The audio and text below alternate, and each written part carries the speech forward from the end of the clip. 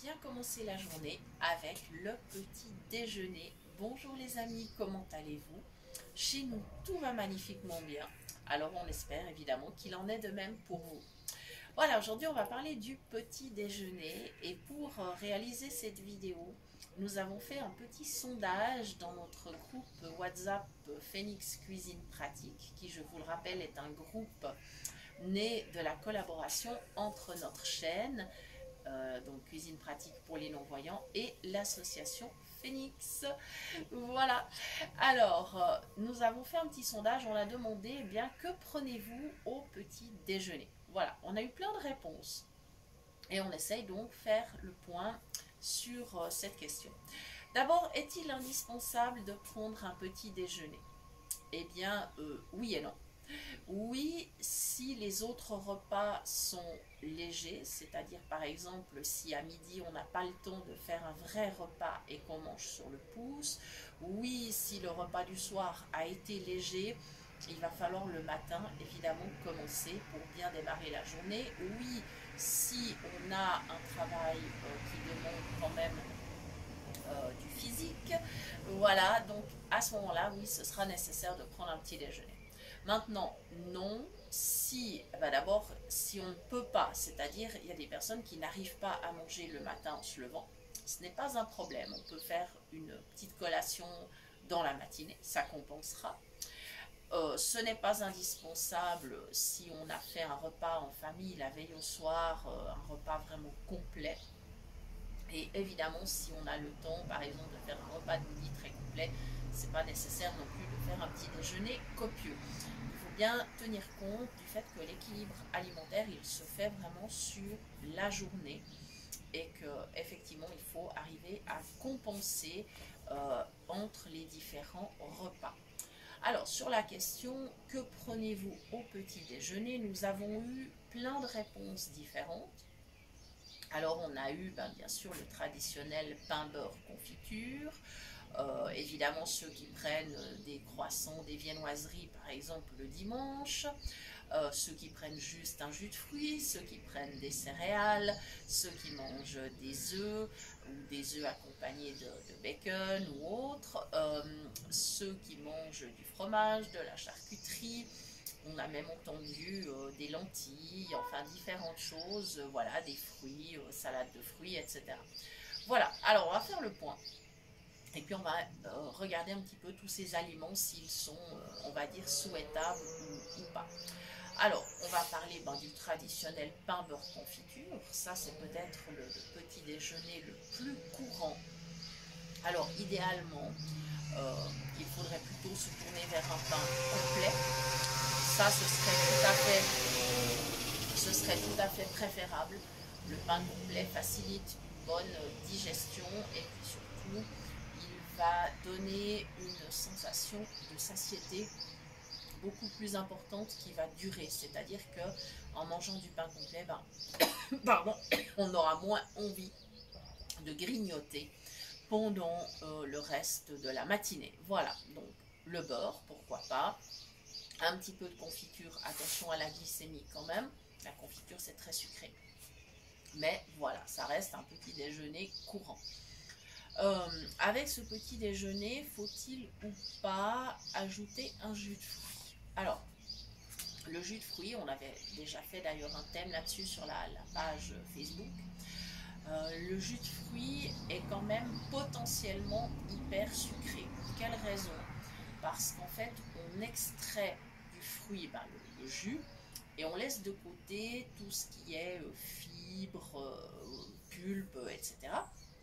Et c'est un petit peu dommage. Donc, plutôt que de prendre un jus de fruit, ce serait idéal de manger le fruit entier ou alors de le mixer pour faire un smoothie. Ça, ce serait aussi une possibilité. Donc voilà, à voir. Mais disons que le jus de fruits seul, ça donne beaucoup de calories, beaucoup de sucre pour finalement, on va dire, moins de qualité nutritive que le fruit entier. Voilà, donc à voir.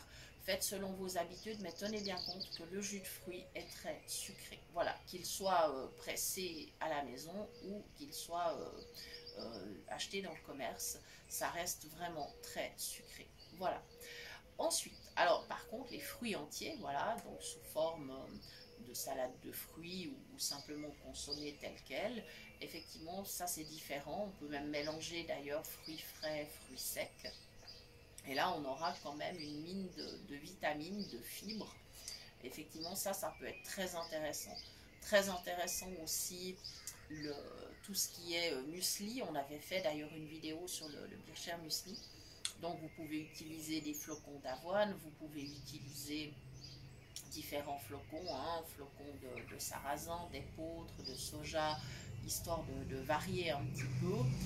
Ces flocons ont un index glycémique qui est franchement très raisonnable et surtout ils apportent des fibres.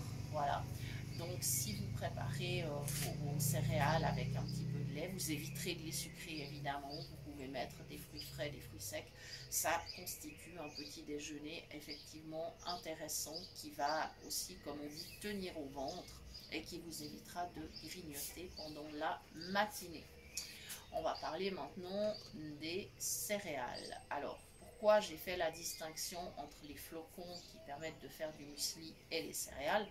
Parce que on va dire que ce sont deux produits totalement différents. Les céréales qu'on achète en paquet qui sont sucrées, dans lesquels on rajoute du chocolat ou je ne sais encore quel autre ingrédient, ça c'est un produit à réserver à des journées exceptionnelles parce que d'abord ce ne sont pas des produits sains malgré ce que la publicité essaye de vous faire croire. Ce sont des produits trop gras, trop sucrés et qui ont perdu beaucoup de qualité nutritive. Donc effectivement, malgré le fait que les industriels vont peut-être essayer de rajouter des vitamines ou quelques petits morceaux de fruits secs pour vous faire croire que c'est plein de bonnes choses, on va dire que ça n'est pas le cas du tout. Alors, à réserver vraiment à des exceptions.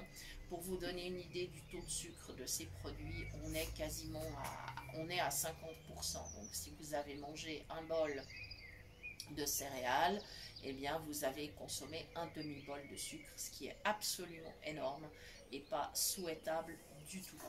Donc voilà, on va comprendre pourquoi effectivement ce produit est à laisser de côté, vraiment à réserver à des occasions exceptionnelles, peut-être les vacances, pourquoi pas, enfin voilà, mais vraiment à éviter de manière régulière. Voilà, c'est vraiment trop gras, trop sucré. Ensuite, par contre, en parlant des flocons, on peut préparer du porridge. Voilà, ça c'est une recette que les Anglais préparent volontiers, donc ça, voilà, bah, pourquoi pas, effectivement. Ça, c'est aussi un repas qui tient bien au ventre, voilà, qui est sain, effectivement. On va parler des œufs. Alors, on peut préparer des œufs sous différentes formes. On peut les préparer bien sûr au plat, brouillés, à la coque ou les œufs durs par exemple. Alors, si vous préparez des œufs brouillés, vous aurez forcément un petit peu de matière grasse, mais bon, si elle est de belle qualité, ça ne posera pas de problème. Par exemple, un petit peu d'huile d'olive, pourquoi pas. Le beurre, attention, c'est quand même des graisses saturées, mais enfin, si vous n'en mettez pas trop, ça ira. Souvent, les œufs brouillés sont accompagnés de bacon. Alors attention, c'est aussi un produit gras et salé à réserver aussi aux occasions particulières, mais en aucun cas tous les jours, bien évidemment, et en quantité raisonnable. Si vous faites griller du bacon avec vos œufs, vous n'aurez pas besoin de rajouter de matière grasse. Par contre, vous commencez par faire griller les petits morceaux de bacon, vous ajoutez les œufs après. Il n'y a pas besoin d'ajouter encore une autre matière grasse. Ça suffira amplement. Voilà, les œufs à la coque, les œufs durs. Il faut savoir quand même que l'œuf est une source de protéines extrêmement intéressante. Niveau calorique, c'est très correct.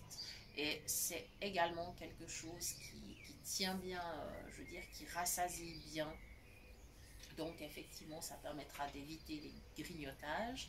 mais attention à ne pas consommer tous les jours non plus, le jaune d'œuf étant quand même source de matière grasse également, source de vitamines, mais de matière grasse aussi.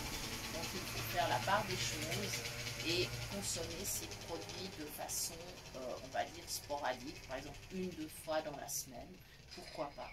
Et ça ira très très bien. Voilà.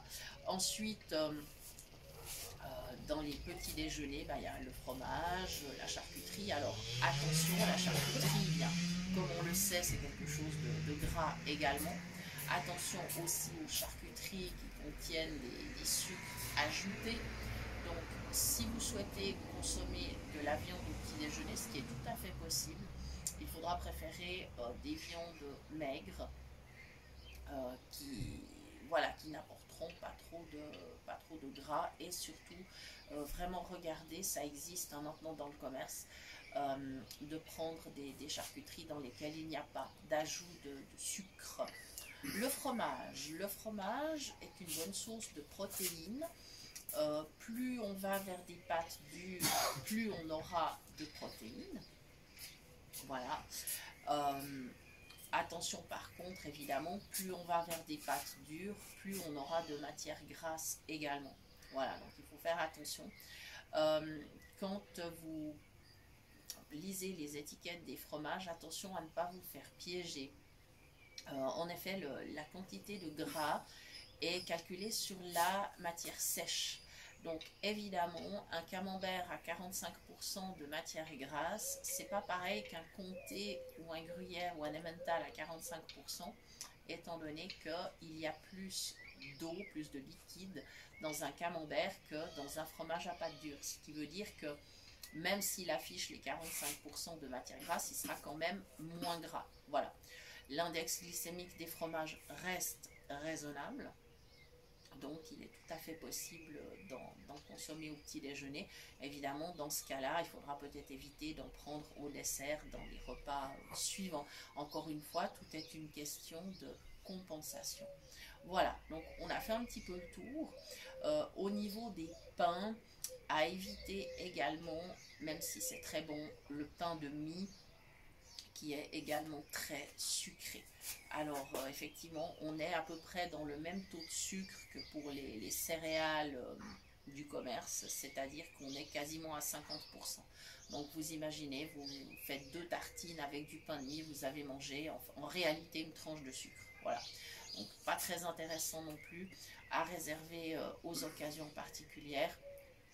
Et bien évidemment toute la famille des brioches, enfin voilà, tout ce qui est vraiment sucré à réserver également à des jours exceptionnels, peut-être une fois dans la semaine. Attention, pareil pour tout ce qui est pancakes, crêpes, etc. Parce qu'on a tendance évidemment à les sucrer. Donc méfiance, méfiance, parce que là, c'est vrai que c'est encore un apport de sucre, surtout que par exemple les pancakes, les crêpes, eh bien, on doit également mettre du gras pour les faire cuire. Donc on arrive quand même à une addition calorique très très très importante. Voilà, donc sur toutes ces informations, eh bien, à vous de vous faire une idée. Notez-nous en commentaire quel petit déjeuner vous prenez, ça peut toujours être intéressant. Voilà, il y a aussi des gens qui mangent des saucisses au petit déjeuner, alors attention, la saucisse c'est gras également, donc pas tous les jours non plus. Voilà, il faut vraiment faire la part des choses. Il faut voir vraiment de quels aliments vous avez besoin. Encore une fois, ça dépend de votre activité et ça dépend de ce que vous mangez aux autres repas. Voilà, donc le mieux c'est de varier, de ne pas toujours être sur les mêmes produits. Et puis c'est aussi important de se faire plaisir, bien évidemment. Voilà, je crois qu'on a parlé vraiment en détail de ce petit déjeuner qui permet de bien démarrer la journée. Si vous avez des questions, eh bien n'hésitez pas, posez-les en commentaire. N'hésitez pas à nous écrire sur notre adresse mail cuisinepratique@mail.ch. Nous vous répondrons très volontiers. Vous pouvez également donc nous écrire à cette adresse si vous souhaitez rejoindre notre groupe WhatsApp qui s'appelle donc Phoenix Cuisine Pratique. Voilà, nous avons donc décidé de mettre en place ce groupe pour permettre des échanges sur le thème de la cuisine et permettre justement des échanges entre personnes en situation de handicap visuel et les personnes valides. Donc vous êtes absolument tous les bienvenus. On parle cuisine, on parle diététique, on parle voilà astuces, recettes, voilà. Et puis surtout, il y a une bonne ambiance, on se fait aussi plaisir à échanger dans ce groupe. Voilà les amis, il me reste à vous souhaiter une excellente journée et je vous dis à très très bientôt, soit pour un nouveau thème, soit pour de nouvelles idées cuisine. Merci.